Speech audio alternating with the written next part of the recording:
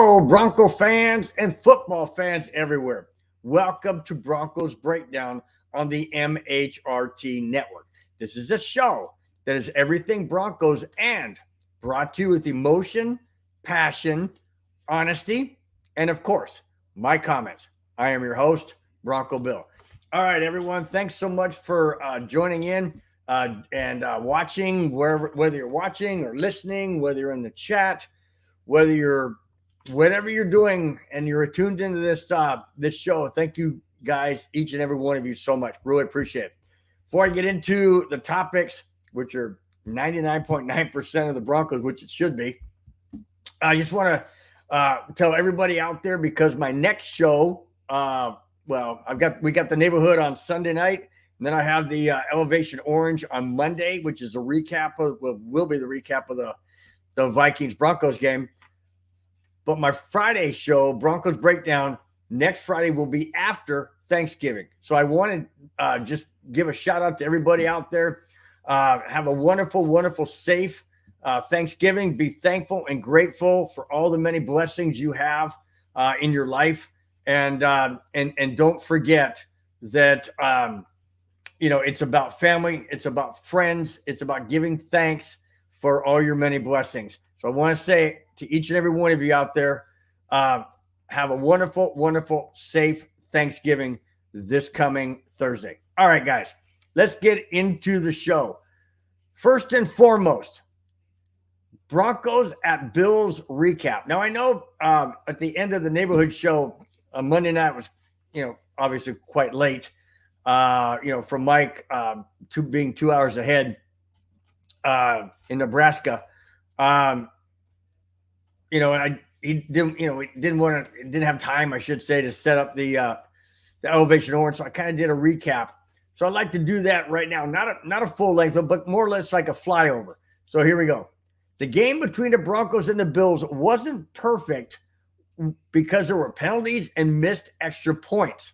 But when it counted most, the Broncos came through with 2 interceptions, 2 fumbles, as well as a fantastic touchdown catch and toe drag by Courtland Sutton. Now, if you guys have not, have not seen the replays or the highlights of that Broncos Bills game, you got to go to YouTube and watch it. If nothing else, type in Courtland Sutton catch against the Buffalo Bills for a touchdown. It is absolutely spectacular. But as much as I love that catch, it wouldn't have happened if Russell Wilson didn't do what Russell Wilson did. And that is he scrambled out of the pocket. He rolled, but here's the tricky part. He rolled to his left, being chased by a Bills defender, threw the ball on an absolute dart. And I don't mean straight. I mean, he arced it up like this and dropped it right into Courtland Sutton, right on the sideline of the end zone. And Courtland Sutton, here's the sideline. Courtland Sutton's foot, let me get it this way. Here's the sideline. Courtland Sutton's foot is like right there, and then he toe drags it. And just amazing, amazing catch. But Russell Wilson made that play. Oh, did I tell you? No, I didn't. It was 4th and 2 on, I think, the Bills' 13-yard line, 15-yard line, 17, something like that. 4th and 2, and they're passing the ball. I'm like, what are you thinking? What are you doing? I was screaming bloody murder, kick the frickin' field goal. I was screaming, kick the frickin' field goal. Nope. They go for it. And oh my gosh, what an incredible play. All right, I continue. However, the game came down to literally the last seconds with the Broncos, when the Broncos rushed Lutz onto the field to kick the winning field goal. However, the kick went wide right, and everyone, including myself, thought Denver had lost 22-21. But the Bills were called for too many men on the field, and Lutz got another try. He didn't miss it. This time, right down the middle. Final score, Denver 24, Buffalo 22. And Buffalo was favored by 8 in that game. 7.5 or 8 in that game. Absolutely remarkable game by the Denver Broncos.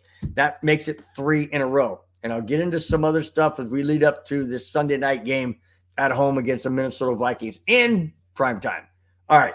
I'm wearing the all blues. Obviously, that's what the Broncos will be wearing this coming Sunday. And I'll get into that in just a little bit.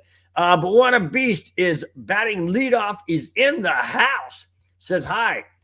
No, I'm sorry. He says, hit that like button everywhere. Hey, Bill, I say, hey, Buona Beast, thank you so much for saying hit the like button. I really appreciate it. Takes no effort. Takes one little click of your finger. That's all it takes. Doesn't cost you anything, but it really does help the channel, and it helps this show. Really appreciate it. All right, let's move on. This is interesting, and I never heard of this before. But then again, I never was a New Orleans Saints fan. So probably why. Bills Broncos, excuse me, I'm getting tongue-tied. Bills logo on the Broncos practice field. What? We got the Bills logo on the Broncos practice field? What the heck is that all about? Here we go. When the Denver Broncos players took to the practice field at Dove Valley last Tuesday, they saw the Buffalo Bills logo on the 50-yard line. Uh-oh. Did the grounds crew screw up? Did they make a mistake? Why would you put the Buffalo Bills logo on the 50-yard line of the Broncos practice field? Because it's psychological, guys. It's psychological. Here we go. When Sean Payton, that is, was asked about why the logo is on the field, he said, and I quote, "It's funny. I've done that for years, and it was always to acclimate our players. We used to do it all the time in New Orleans, and our equipment guys had it down pat. It's all computer generated. The Bills logo is strictly just we're going on the road and we're trying to simulate the look. So you'll see it the rest of the time I'm here as head coach.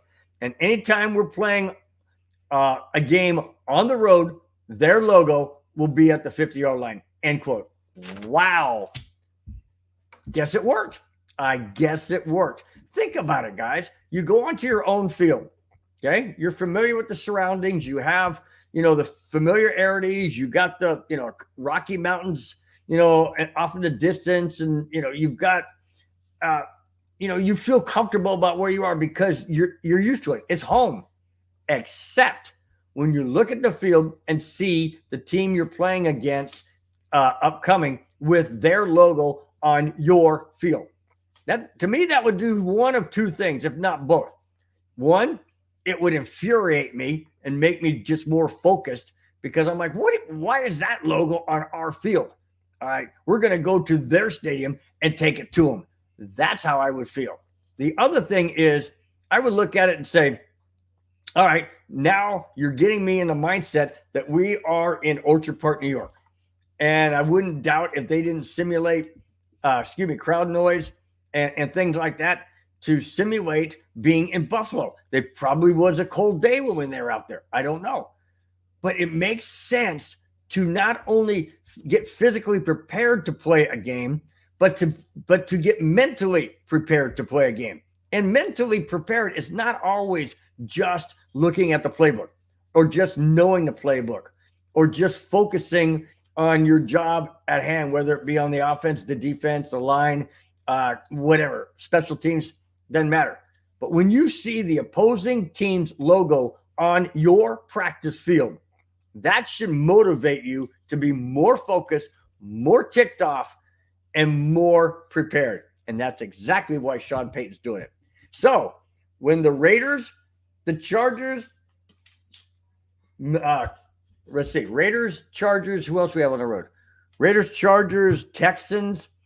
We see those logos, or when we see those games coming up, and those logos will be on the 50-yard line. Not all three at one time, of course, but individually, those logos will be on the Broncos 50-yard line of the practice field. Okay? Hopefully it continues to work. because it worked in the Buffalo game last Monday night. All right. Speaking of Monday night, this is an absolute first in the history of Monday Night Football and the NFL. Ready? Here we go. The Denver Broncos game between the Buffalo Bills drew 17.7 million viewers last Monday in their victory. That is the most watched Week 10 Monday Night Football game ever. Wow. 17.7 million. I'm kind of wondering, this isn't just in Denver. This is all across the country. This is Monday Night Football. It's all across where Monday Night Football is watched. 17.7 million viewers watching the Broncos and the Bills. I asked myself, what drew them? Was it to see if the Broncos were for real after they beat Kansas City and after their bye? Or did they expect the Buffalo Bills to just do a pounding like a 70-20 that the Dolphins did earlier in the year against Denver? I don't know. Doesn't matter to me. They watched. And they watched a Broncos team that was underdog by 7.5 or 8 to beat the Buffalo Bills in Buffalo, Orchard Park, New York, at night on prime time. 17.7 million watched. The NFL, and this is a footnote, the NFL is much better when the Denver Broncos are good. Absolutely. Much, much better. That proved it. Now, I know a lot of people out there are probably going to say, well, out of the 17.7 viewership, 17.7 million, I should say, viewers, probably 16.0 were watching it because of the Buffalo Bills and they thought it was going to be a beatdown. Well, doesn't matter who they thought was going to win or what the score might be or whatever. That's not the point. The point is it's the most watched Monday Night Football game in Week 10 ever. And yes, the Denver Broncos being a good team makes the NFL that much better. Absolutely. Otherwise, why would they turn in? And again, it doesn't matter if they tuned in to see Denver get their butt kicked because it didn't happen. It didn't happen. But congratulations to the Broncos for being in the history books. Once again, this time on a positive note. So always good. All right. Okay, let's see. Rudy said no like button. But I like when there is no like button, there has to be a like button. On YouTube, there has to be a like button on there. I can't go to it because I'm on the show and doing the show, but there should be a like button, Rudy. If anybody out there wants to kind of point him in the right direction through the chat, there should be a like button right below. It's like a thumbs up. That's what it's a thumbs up. So hit the thumbs up, and that's the like button, I believe, if I'm not mistaken. All right, here we go. Jumped into it already. So here we go, guys. That's right. The jackass of the week.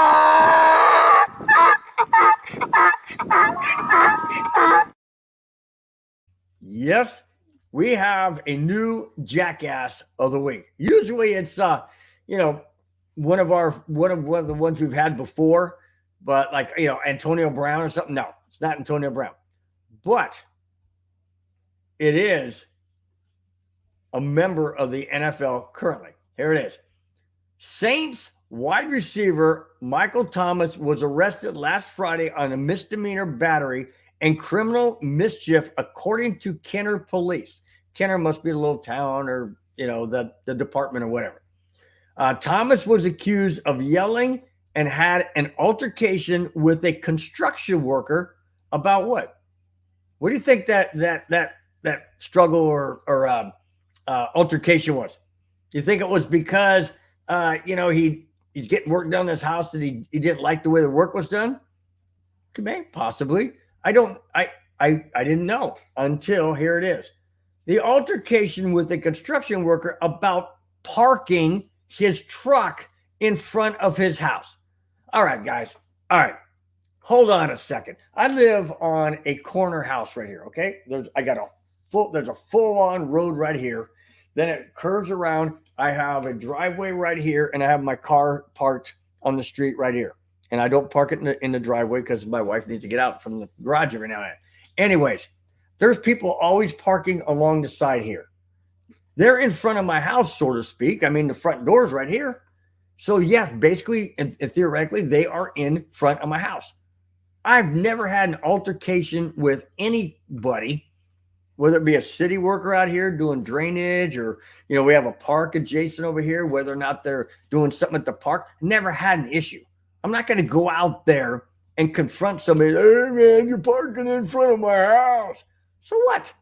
Who cares if they're parking in front of your house? Hey, guess what? It's a public street, you moron. If it's a public street and you don't own it in front with your mortgage, then they can park wherever the heck they want to park. Why are you getting pissed? He didn't park in front of the driveway. It didn't say he parked in front of the driveway. It said he parked in front of your house. Hey, Thomas, are you really that stupid? Seriously. You're going to go and confront somebody. Oh, but it gets better. Here we go. Thomas was upset that the man began recording him during the altercation, and Thomas threw a brick at the man's windshield of his truck. Now, come on, man. Seriously. You're going to be that upset because a guy parked his freaking work truck in front of your house, not in front of your driveway, because that's not what it said, but in front of your house. And you're going to go out and confront him and get into an altercation and yelling and calling names, most likely. And then you pick up a brick, probably one of the bricks that he had because he's doing construction somewhere, maybe on a wall or something, somebody else's house because it wasn't Michael Thomas's house. And he throws a freaking brick at the guy's windshield. Seriously. Sometimes I think that head trauma, whatever they call that, CTE or something. I mean, these guys are freaking nuts. Seriously. They're multi-millionaires. More money than I'll ever see. And I don't go out and throw bricks at some construction guy or some guys on the show. Come on, why? What's the point? Oh, well, I'm Mike. You know who I am? I'm Michael Thomas. You don't need to be filming me, man. No, he can film whatever he wants. That's why he's got the evidence as to what happened. These guys have no common sense. None. No common sense. I continue.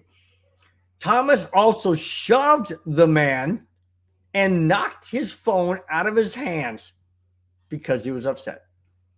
The Saints have not commented on Thomas's arrest. Of course they haven't.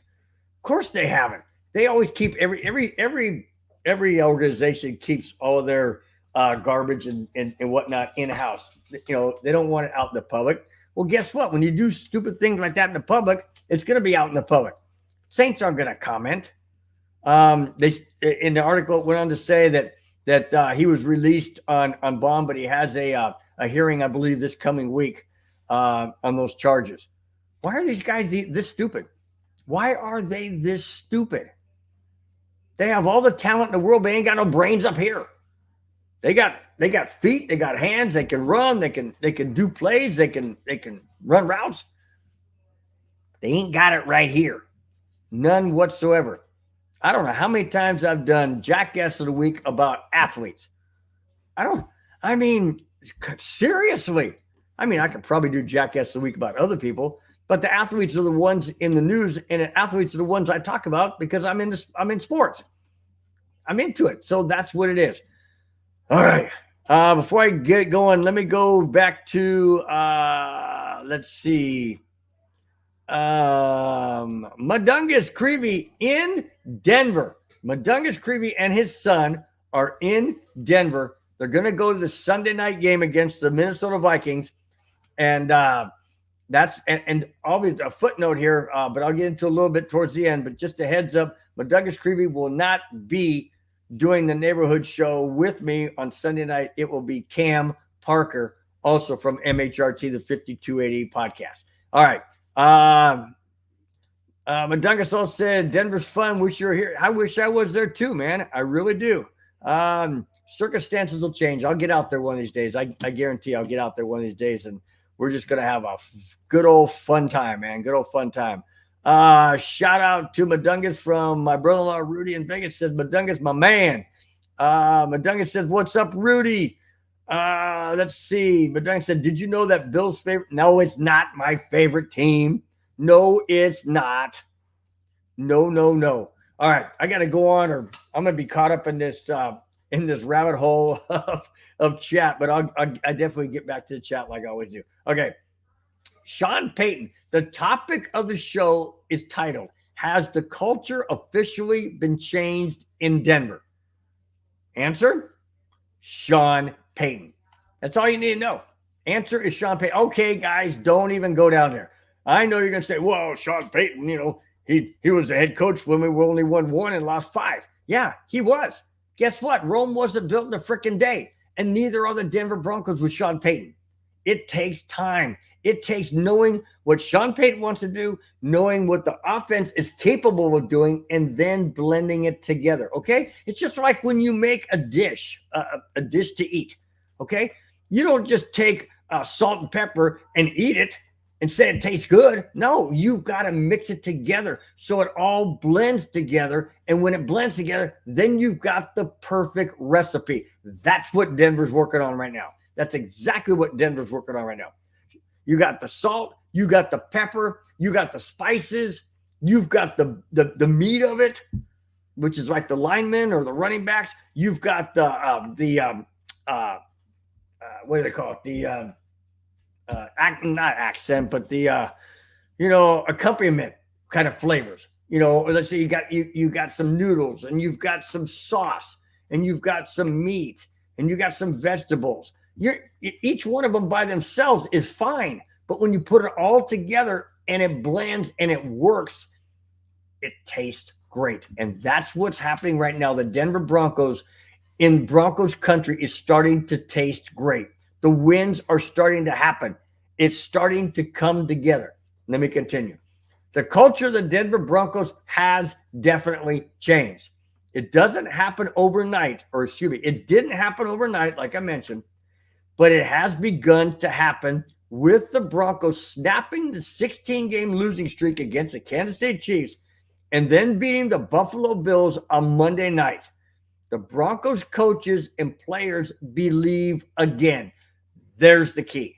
You've got to believe in what the end product is going to be. You've got to believe that if you stay on course and you do what is needed to be done, and everybody focuses on their job and produces and does their job, then you start to believe. What else makes you and causes you to believe is winning. The Broncos have not had a winning culture for the last 6 seasons. Last 6 seasons, they have not had a winning culture since Super Bowl 50 and 2015. Now with Sean Payton, they're getting that winning culture. Go back to the very first game of the season against the Vegas Raiders. We should have beaten them, lost by 1. Commanders, we should have beaten them. We let them back in the second half. Those games we should have won. Okay? And now we're learning how to win. I say learning in quotes because these guys are professionals. They know what it takes to win. But sometimes when you get behind in games and you feel like it's slipping away, you can start saying to yourself, oh no, here we go again.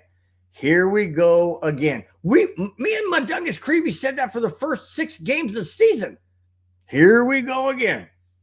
Oh my gosh. Turnover. Mistake. Here we go again. That's not happening now. What we're saying now is the same thing. Here we go again. But it's a different here we go. Instead of going, oh, here we go again. Now it's yes, here we go again. Yes, here we go again. We can do this. And that's what's happening. When the Broncos beat the Packers, that was a close game.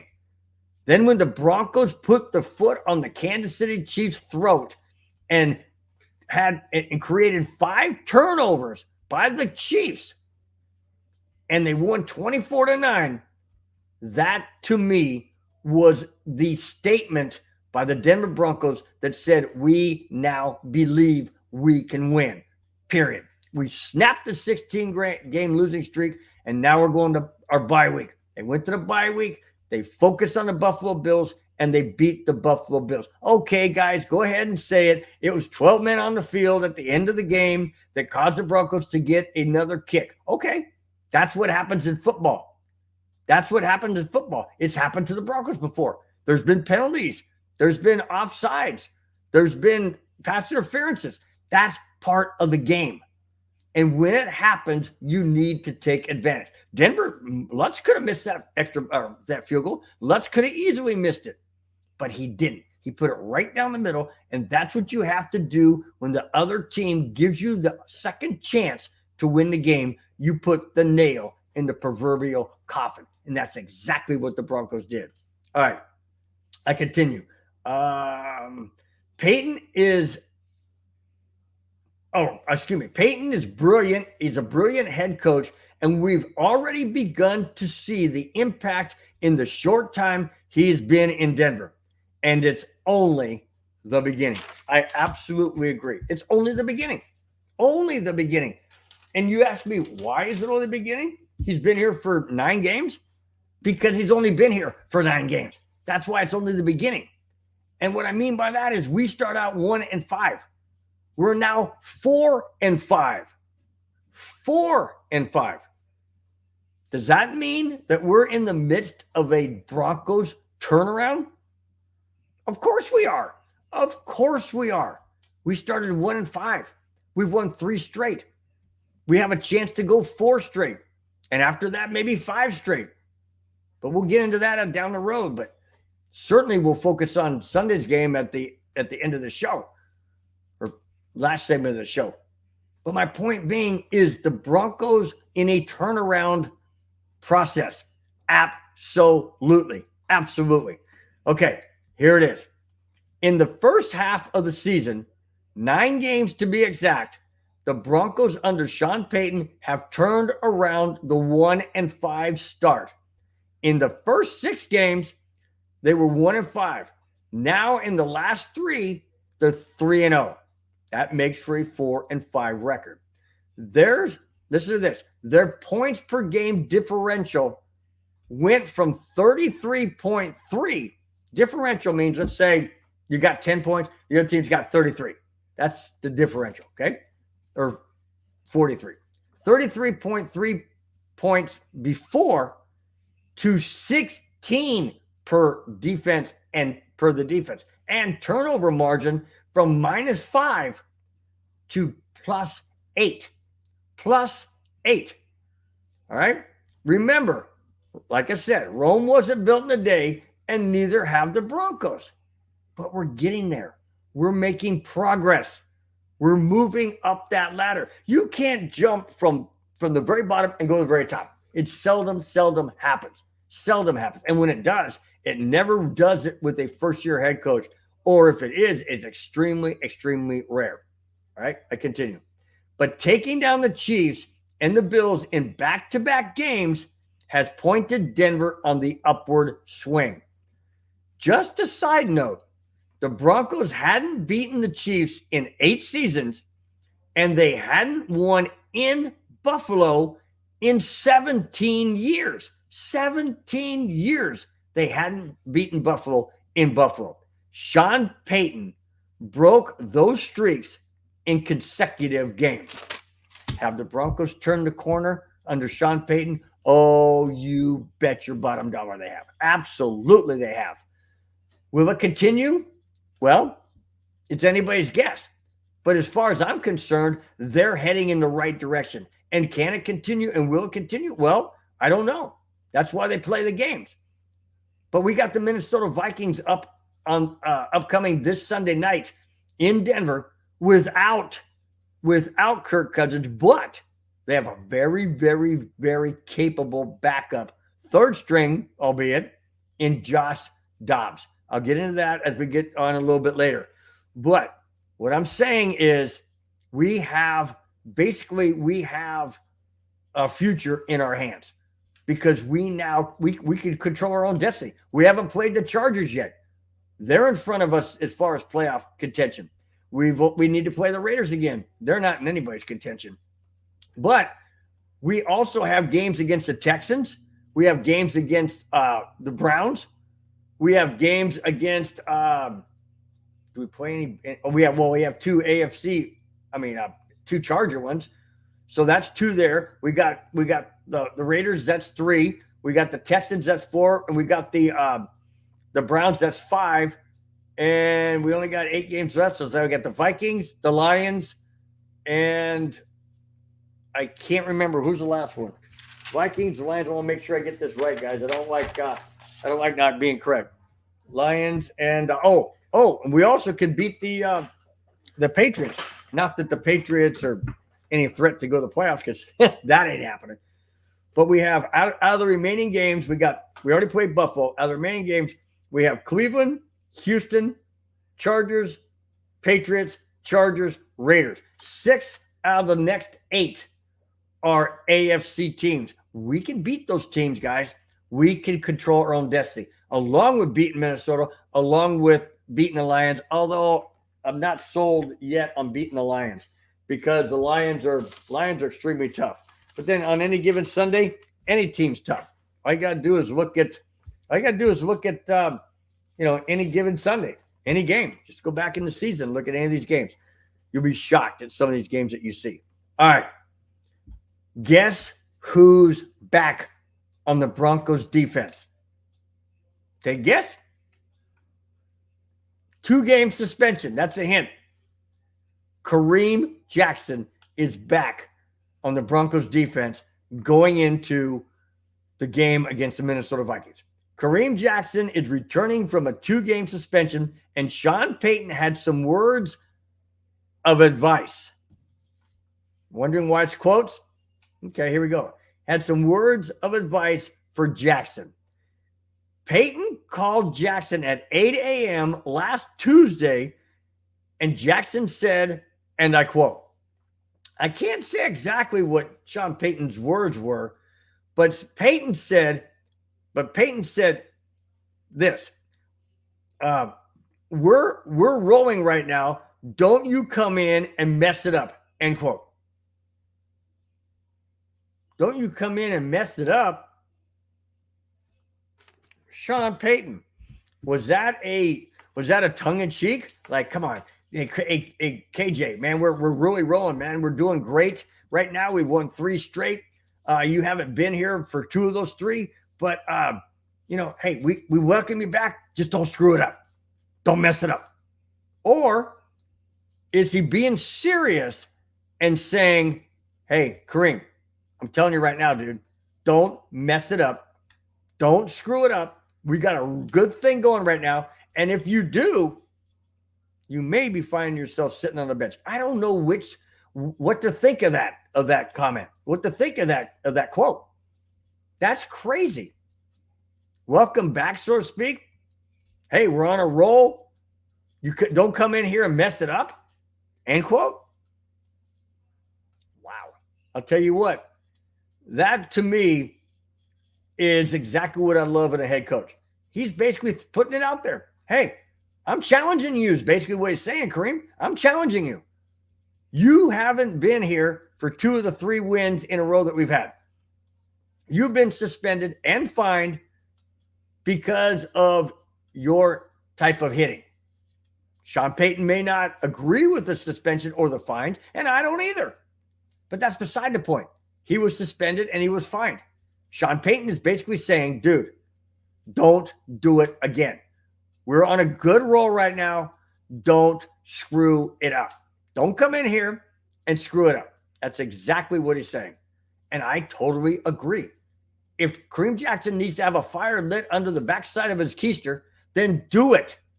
Motivate these guys. And that's what I love about the culture of this Broncos team now. They have some swagger.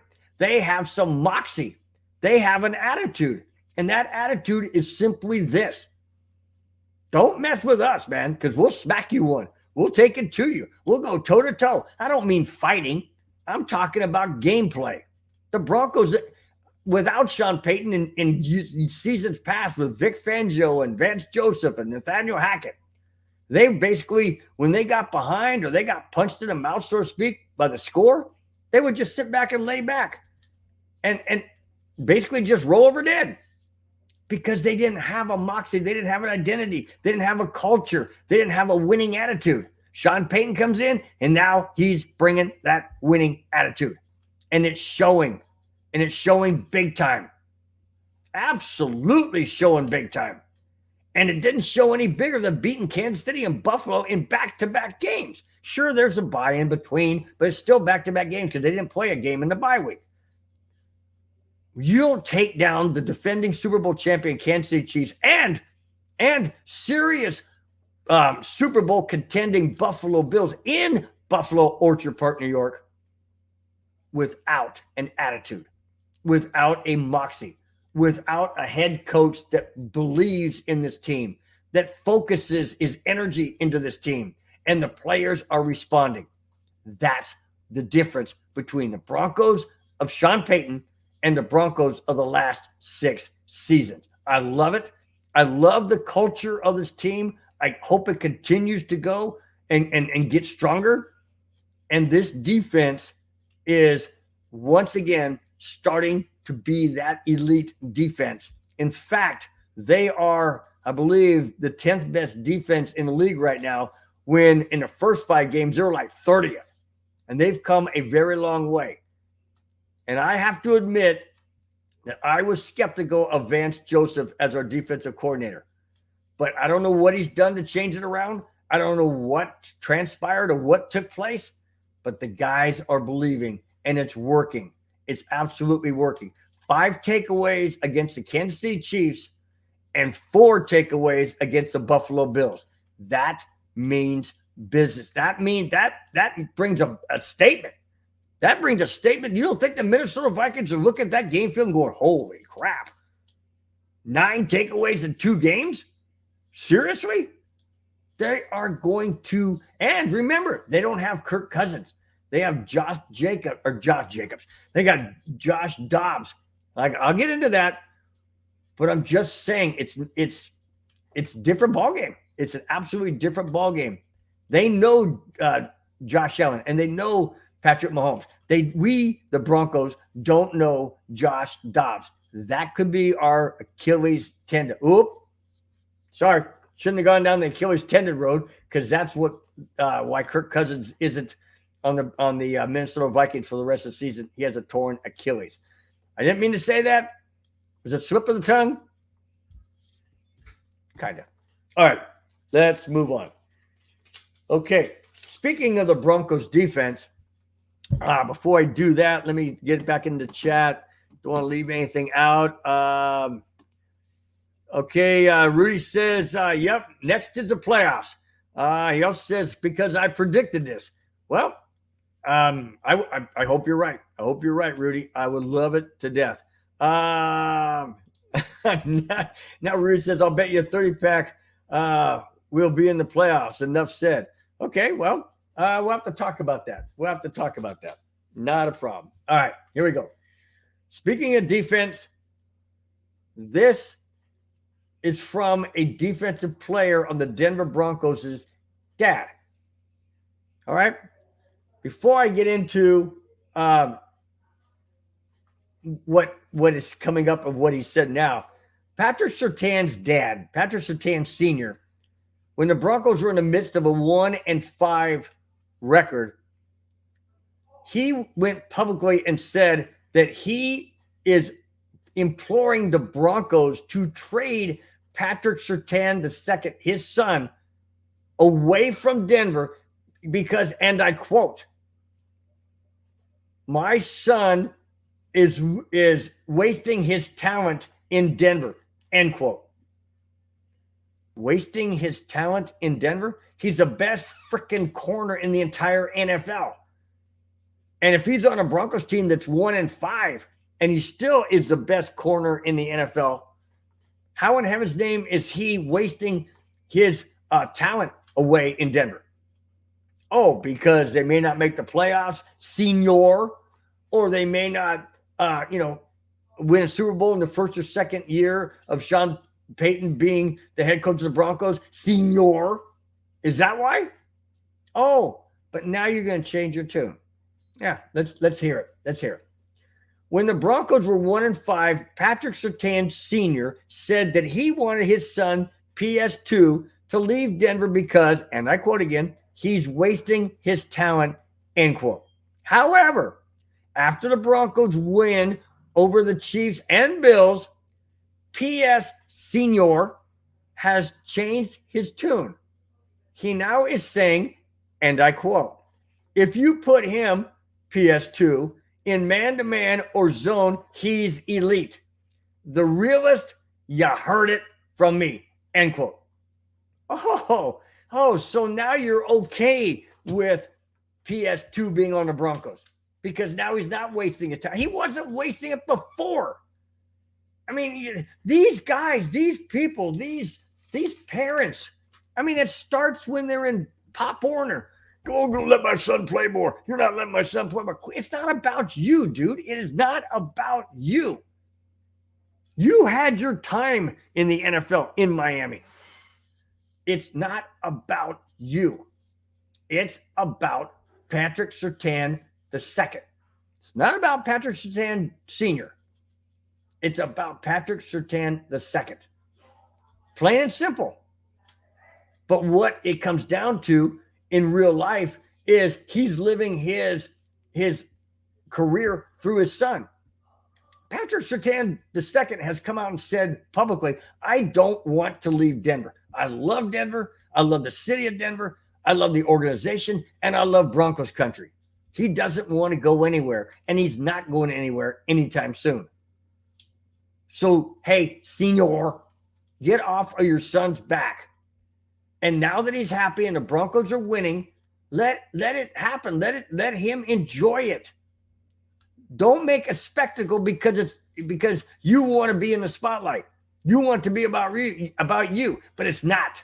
It's not about you, Senior. It's about your son, Patrick Surtain II, the greatest and best corner in the NFL today. Plain and simple. Plain and simple. I'm glad you finally figured out that being in Denver is perfect for your son. Now shut up and quit letting it be about you. All right. Now, are you ready for this? The Broncos ownership group is more than amazing than what I thought they would be when they bought the Broncos. I was scared to death when they bought the Broncos. I thought for sure they were moving them to Bentonville, Arkansas, out there and somewhere in, BF Egypt or something, and just put them out there and call them the Bellevue Broncos or something. I just didn't.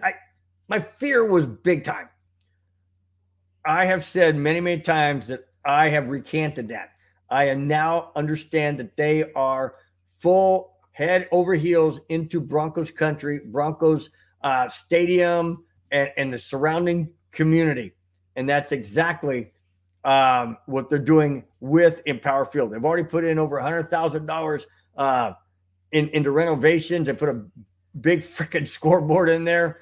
The concessions, all these different things. They're gonna do a new practice facility at Dove Valley, and it continues, and it will continue as there's two articles about this. All right, here we go. New turf at Empower Field. A new $250,000, that's $250,000, grass field was installed during the bye week at Empower Field. The ownership is maintaining a first-class organization, and it continues week after week, month after month, and year after year. The reason for the new grass is to give the grounds crews and players the safest playable field as the cold months roll in.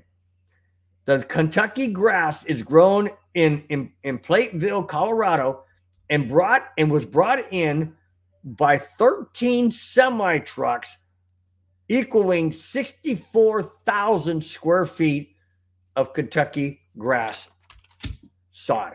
Wow. $250,000 to replace the football field at Empower Field at Mile High in only 8 home games. That's it. After half of a season, they are replacing the field. You don't think that these guys mean business when it comes to the Broncos, their safety, their health, their field, the fans? I mean, like I said, they put in over, all these concessions, over 100, not 100,000, 100 million. Yeah, 100 million. That's what it was. Not 100,000. What am I saying? Over 100 million for the scoreboard, the concessions, the escalators, the concourses, the snack bar, whatever they're doing, all these things. They're putting money into their investment.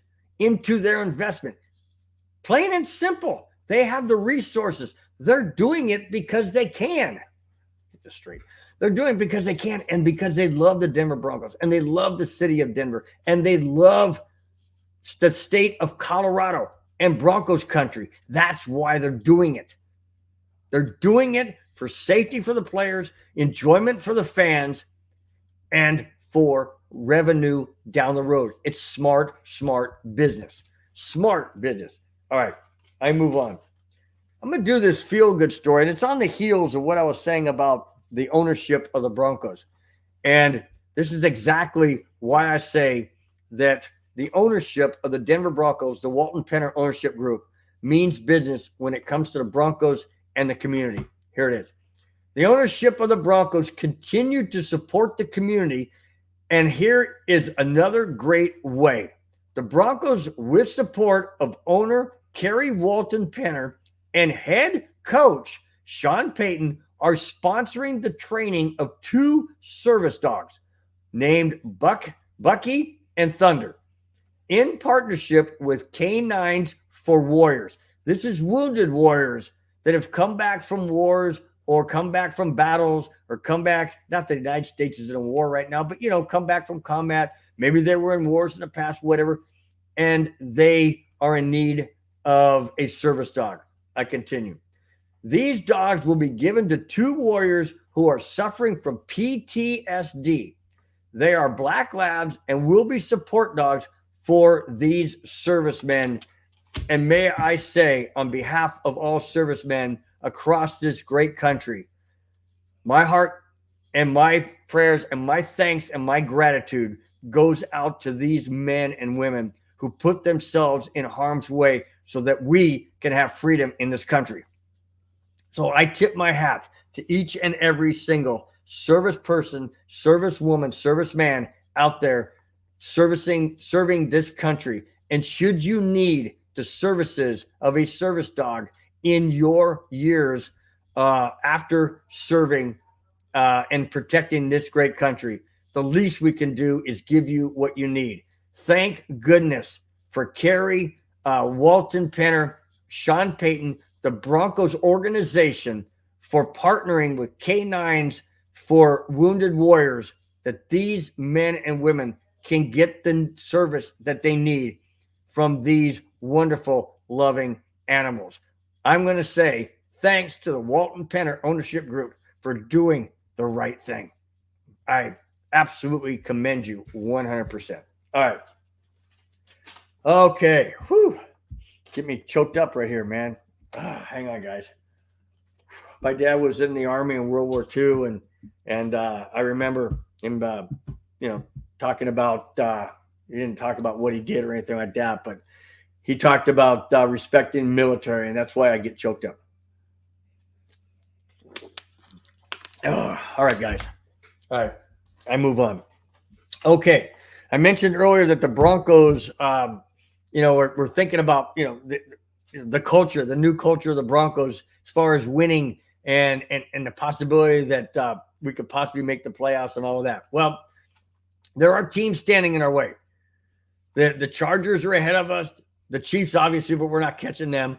But we got the Chargers. We got the Browns. We got the Bengals.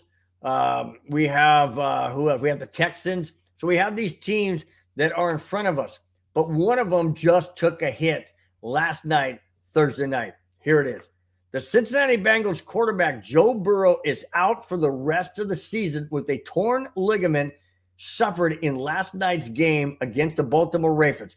He suffered it on his throwing wrist right here, right up in here. Burrow said he felt a pop in the second quarter and wanted to tape up his wrist and go back in the game. But when he tried to grab the football, he couldn't. Surgery is very likely within the next week. Burrow is done for the season. Does that open the door for the Denver Broncos? Well, absolutely it does. But we don't play the Bengals this season, so we can't take care of business ourselves when it comes to head-to-head competition. But with Burrow's out, and I know guys, Kamani calls me Hitman Bill, and that's all fun and games and stuff, but I don't want anybody's career ended. I don't want Kirk Cousins' career ended, and he's out for the Vikings with the torn Achilles. I don't want Joe Burrow's career ended, but he's out with a torn ligament in his wrist. I don't want Deshaun. Well, yeah, maybe I want Deshaun Watson from all of his stuff he did in Houston, but that's beside the point. What I'm saying is, if it opens the door because of things that happen during a game, then okay, so be it. I can't change that. But if it helps the Broncos because they don't have the firepower and the weaponry that they had with the Joe Burrow, then yes, I welcome the chance that the Broncos have the opportunity to make headway towards the playoffs. That's the final goal, is you want to make the playoffs so that you can advance in the playoffs and hopefully get the Super Bowl and win it. And if dominoes are falling, that's not the Broncos' fault. Not at all. We didn't play the Bengals. That's not our fault. And in reality, it's not really anybody's fault. It's the game. It's a physical game.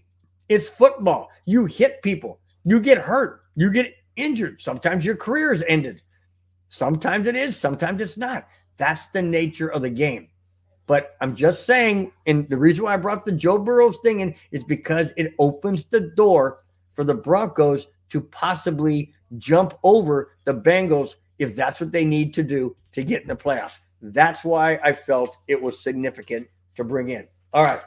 Speaking of playoffs, here we go. Next to the last segment of the show. And here we go, guys. Playoffs. Don't talk to me about play. Well, yeah, let's talk to you about playoffs. Let's talk about playoffs. Why? Because the Broncos are right in the mix. They're right in the mix. And we couldn't have said that when they were 1-5. In fact, myself and Mungus Creevy and others were writing off the Broncos season. Go, wow, I wonder if we were even going to win 5 like Hackett's Broncos team did last year. I mean, I'm sitting there thinking, oh my gosh, can Nathaniel Hackett really have more wins than Sean Payton as a Broncos head coach? Well, hopefully not. Broncos are sitting around the doorstep of 5. They're 4-5. Let me continue. The Denver Broncos haven't made the playoffs since 2015, the year they won the Super Bowl 50. But after 3 straight wins and looking to make it 4 straight this Sunday night, Denver is just 1 game out of a brutally crowded AFC with a 4-5 record. All right. Even though the Broncos are currently 14th in the conference, the Texans occupy the 7th and final seed with a 5-4 mark. That's very, very important. Why? Because the Broncos play the Vikings this Sunday. The Broncos play the following week at home against the Cleveland Browns. Okay? After that, 3 weeks or 2 weeks from this Sunday, I should say, Denver travels to, you got it, guys, Houston, to face the Texans, who, if they beat, they will jump over them as far as a tiebreaker. Now, if the Broncos can beat the Vikings and beat Cleveland and beat the Texans, that will be 6 in a row. The Broncos' record would be 7-5. They'll be 7-5. And we won't know if Houston's going to win this Sunday or the Sunday after. But even if they do, they would be 7-5. But we would own the tiebreaker because we would have beaten the Texans 2 weeks from Sunday. So you see what I'm saying? That's why it's important to know that the Broncos are talking about playoffs. Yes, we are talking about playoffs. Exactly. Because we have a chance. And we even have a greater chance now with quarterbacks dropping like flies on teams that we're getting ready to play. That's the nature of football. You never know. You never know. Nobody ever gave Broncos a chance to beat the Chiefs. Nobody gave the Broncos a chance to beat the Chiefs. Nobody gave the Broncos to beat the Buffalo Bills. Nobody.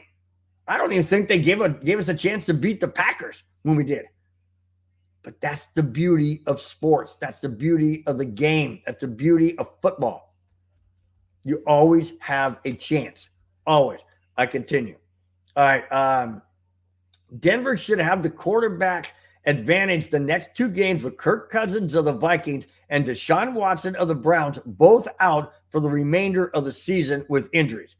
Denver still has several teams to climb over, but if they continue to win, like I mentioned, it will be theirs to lose. I absolutely 100% agree. 100% agree. If the Broncos can beat the Vikings, beat the Browns, beat the Texans, it's ours to lose. It's ours to lose because we have the Chargers twice and the Raiders the last game of the season. And in between that, we would have the Lions, which is the only team that I think has a chance to beat us at Detroit. And then we would play the Patriots at Denver.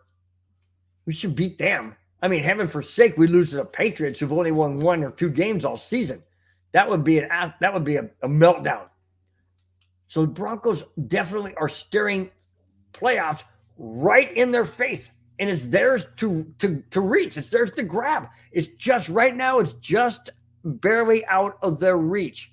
But that's only because we still have games in hand, and the games in hand that are must wins as far as my feeling goes is we have to take care of business one game at a time. It starts with Minnesota this Sunday. Then it rolls on at home against the Browns. And then we play the Texans 2 weeks from this Sunday.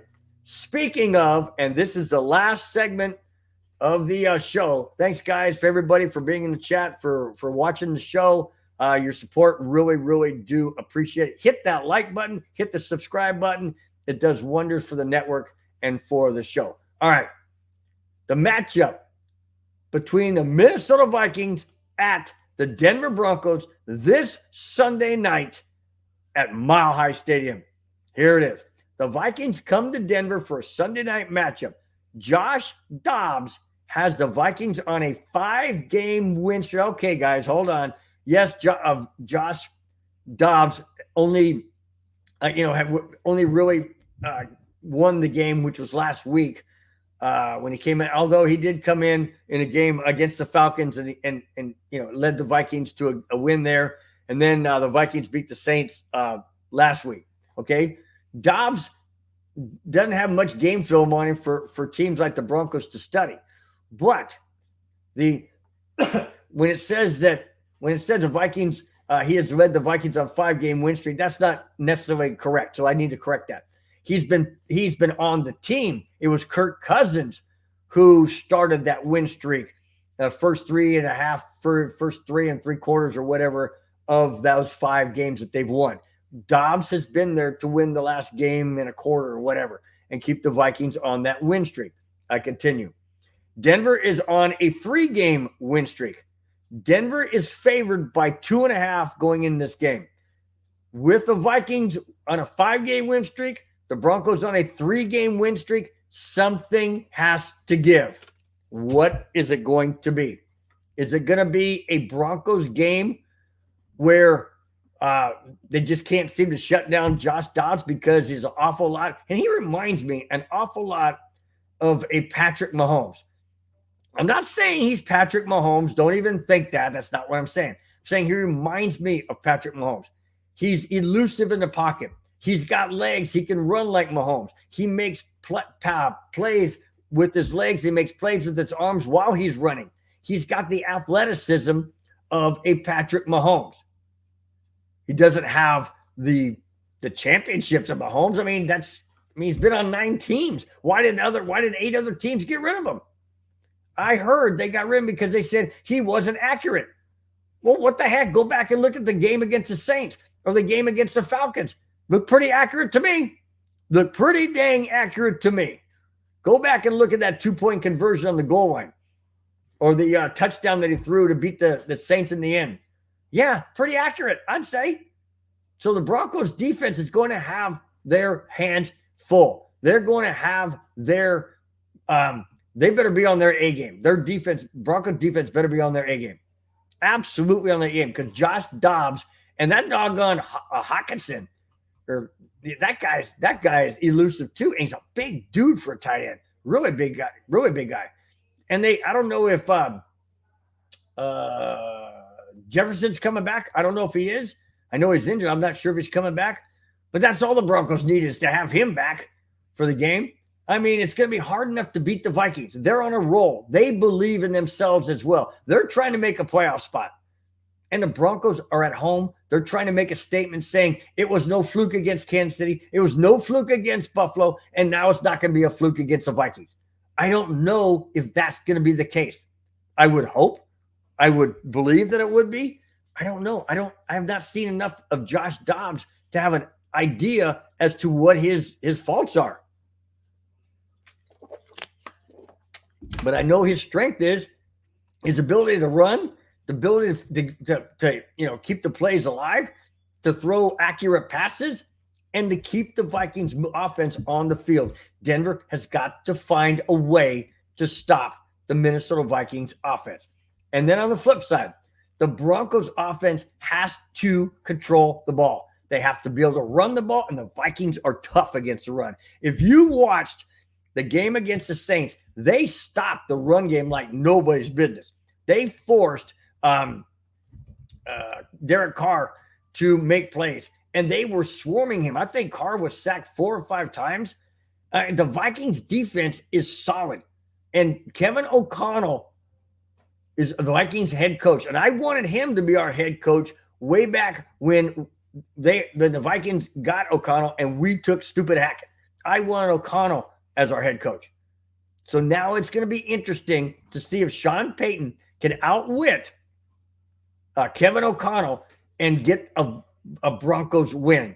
I'm not sure. I'm really not sure. And here's what bothers me. And I'm going to put this up there because there is only one person that said the Broncos would beat the Vikings this coming Sunday.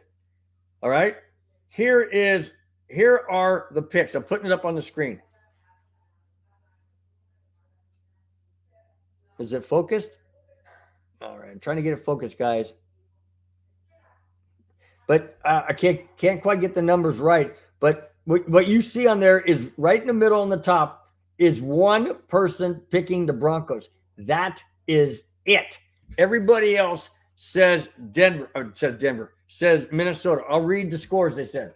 2017, 21-19, 23-21, 22-21, 23-18, 30-28, 24-23, 23-20, and 23-20. Those are all scores in favor of the Vikings by these guys. These guys in the NFL, the analysts or whatever. One person, A rank, I don't know who that is, picked Denver to win 21-14. That's it. That's the only person that picked the Broncos to win. Why? I say why. Well, first and foremost, they're on a 5-game win streak. Second, Josh Dobbs does seem to be for real. And the Vikings defense is solid. Very, very solid. And that's going to be tough to beat. It's going to be up to Sean Payton to come up with a game plan so that the Broncos can continue their win streak and make it 4 in a row and knock the Vikings off of their 5-game win streak and send them back to Minnesota with a loss. It's going to be tough. It's going to be tough. It's not going to be easy. I'll give you my final score right after I go back to the the chat. Alex Smith says, hello, Bill. I say, hello, Alex Smith. What's happening, my friend? D-Rock in the house says, Big Bill. I said, Big D-Rock. Let's see. Alex Smith says they knocked him out of the game. Derek, yeah, they did. They actually did knock him out of the game. And that's another fear that I have, Alex, is if we cannot protect Russell Wilson, we could end up losing Russell Wilson in this game. I'm not saying the Vikings are dirty players. That wasn't a dirty hit on Derek Carr. It was just a hit on Derek Carr. Just like the injury against Joe Burrow that I mentioned earlier. He's out for the season. Why? Not because of a dirty hit by the Ravens. No, it just landed on it and felt the ligament, the tendon pop. And then you got Kirk Cousins. I mean, he tears his Achilles. He's out. I mean, these injuries happen every single year. But do I want to happen to Russell Wilson? Absolutely not. I don't. But I'm not saying it's not going to happen. I don't want it to happen. I hope the heck it doesn't happen. But it's all going to come down to if the offensive line can hold up. And I'm not sure they can. I'm really not sure they can. Okay. Yeah, D-Rock says Adam Rank picked us over the. Oh, he did? Adam Rank picked the Broncos over the Bills? Oh, thanks, D-Rock. That might be a good omen. Might be a really, really good omen. I like that. That's awesome. Alex Smith says, we're favored to win in Vegas. Are you talking about beating the Vegas Raiders at the end of the season? Or probably not. That's probably not what you're saying. You're saying that Vegas is picking the Broncos to beat the Vikings. Yes. That I think Vegas has it at 2.5 in favor of the Broncos. I'm pretty sure that's what it is. All right. And Alex Smith also says Russ is smart. He just needs to protect himself in the game, and I believe he will. I really hope he does, because I'll tell you what, he's really coming into his own as a Broncos quarterback this year. Under Sean Payton, he's really feeling confident. He's feeling more secure. The game plan is tailored more to not what he used to be like in Seattle when he was younger, but more of what he is now, and utilizing his running backs and the screens and the dump off passes and the handoffs and, the slant patterns, whatever it takes. At this point in his career, he needs to take what the defense is giving. Plain and simple. Don't make it hard on yourself. But then when you do have the opportunity to go downfield, and you do have the opportunity to make plays like you did against the Buffalo Bills and Cortland Sutton and pass interference towards the end of the game, then yes, you take advantage of that. Because if that's what they're giving you, take advantage of the very thing. Absolutely take advantage of it. All right, guys, that just about wraps it up for today. Oh, I did tell you I'd give the final score. All right, here it is. 24. Hang on a second. Let me back up. The Denver Broncos scored 24 against the Kansas City Chiefs and beat them 24-9. The Denver Broncos scored 24 against the Buffalo Bills and beat them 24-22. Both high-powered offenses, both high-powered and accurate quarterbacks. The Broncos will score, in my opinion, they will score 24 points this coming Sunday. What will the Vikings have? I have it Denver 24, Minnesota 20. Mungus Creevy, I was on the phone with him before the show. He's in Denver. He just wanted to give me a shout out. He said he predicts the Denver Broncos will win. Are you ready for this?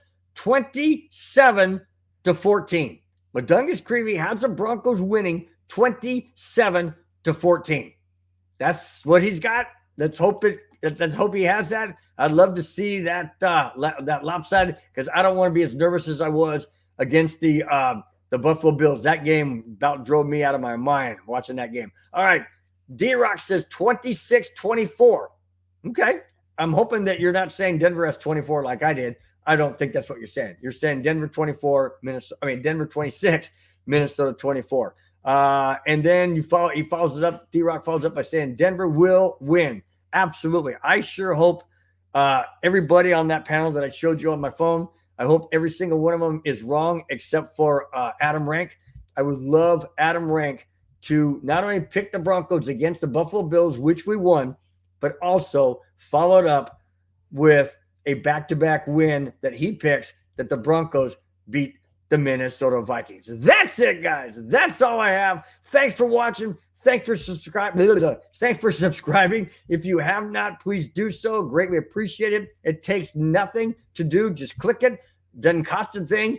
but it benefits the show and the network very, very much. Also, hit the like button. I really do appreciate it. That's the best way that you can help out the network and the channel. Greatly, greatly appreciate it. To every single person in the chat, I will always give you guys a shout out, because without you, this show would not be nearly as good as it is. Thanks, guys, each and every week for your input. I'm going down the line. Bawana Beast, thanks so much. My brother-in-law, Rudy Torres from Vegas. Mungus Creevy, who's in Denver with his son for the game Sunday night. Thanks, Mungus, for being in the chat.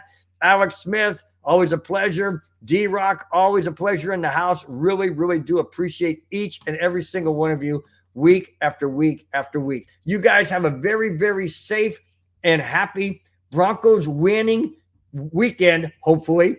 The Denver Broncos game and the neighborhood with not Mungus Creevy. He's going to be at the game. I will be with Cam Parker from 5280 podcast on the MHRT network. He and I will be doing the neighborhood this Sunday night. Monday, I will be doing the Elevation Orange, the recap of the Vikings-Broncos game. And then on Friday, but before the Friday show, we have shows all through the week. Remember, guys, have a wonderful, safe Thanksgiving time with your family, your friends, and don't forget to give thanks for all of your many blessings that we all enjoy living in this great country of the United States of America. Thanks again, guys. Have a wonderful, wonderful rest of your weekend. Let's go, Broncos. Let's make it 4 in a row, and let's get a win in Mile High this Sunday night. Till next Friday, or till next Friday on my show, but the neighborhood and the Elevation Orange. Till then, guys, take care. Bye-bye. Fast lane when I pass in the street, bag of money in the passenger seat. Simcoe's been asking for me on the road from the west to the east. Way up, I might never come down, cause the coast racking up the flame out. So high, I might never come down, so what, this is my lifestyle.